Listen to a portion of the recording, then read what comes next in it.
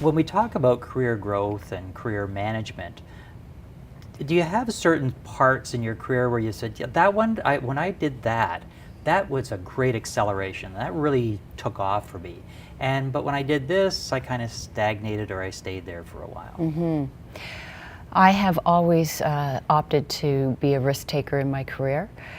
Insurance is all about taking risks, so I think that's something that has served me well. Ultimately, the roles that I've taken have allowed me to take future opportunities, and without doing that, then perhaps I would have stagnated more.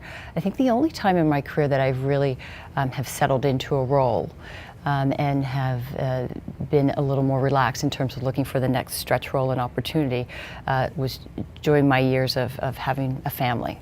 And so that seemed to be a really good and thoughtful thing to do at that point in time. And other than that, I tend to be the person who's always putting my hand up for, what's next? How can I help? When you talk about stretch role, what do you mean by that?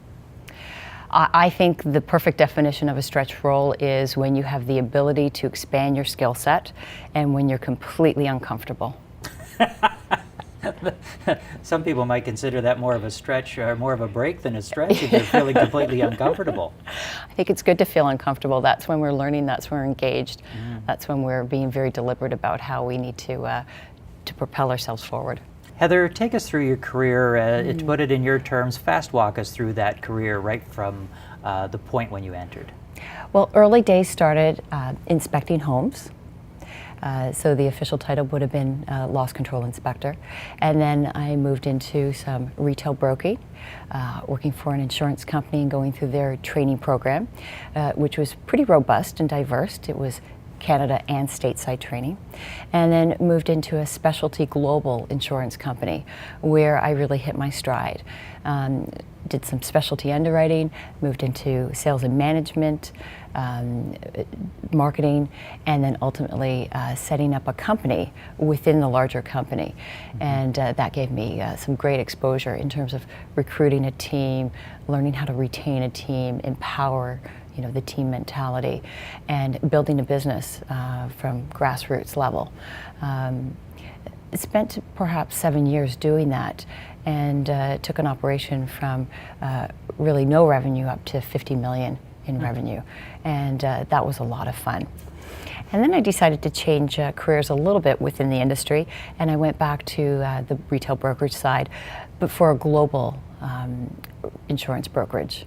And that gave me a tremendous lens on the other side, the client-facing side of the business. And after that, the next offer that I had was to run an MGA in Canada, one of Canada's leading MGAs, in fact. And that was because of my experience both on the retail brokerage side as well as my experience on the underwriting side and running a P&L. When did you set your sights on the C-suite? When was it in your career and then you really knew that you had an opportunity and you said, that's where it is, I'm going for it? So I guess that would be the current position I'm in right now. I've been in this position just a short period of time, and the company came to me and said, we hear really good things about you and we want you to be part of our C-suite. And at first I was thinking about the opportunity, and then I started to spend a lot more time with their executives and their professionals, and I was just hooked. I thought, this is a great place to be.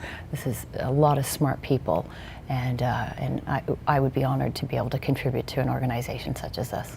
So this wasn't by design? Did you design it so that you were going to get to the C-suite, or did you just do all the right things and just do a great job and just eventually it happened? I think part of my personality is wanting to run and to lead and to grow organizations and operations. And if you ever asked me, Heather, how would you describe yourself as an insurance professional? I would say to you, I'm a fixer and a builder. And so perhaps by nature of my personality and my internal drive, that this was the ultimate place to end up. But I don't know if I strategically mapped it to end up that way.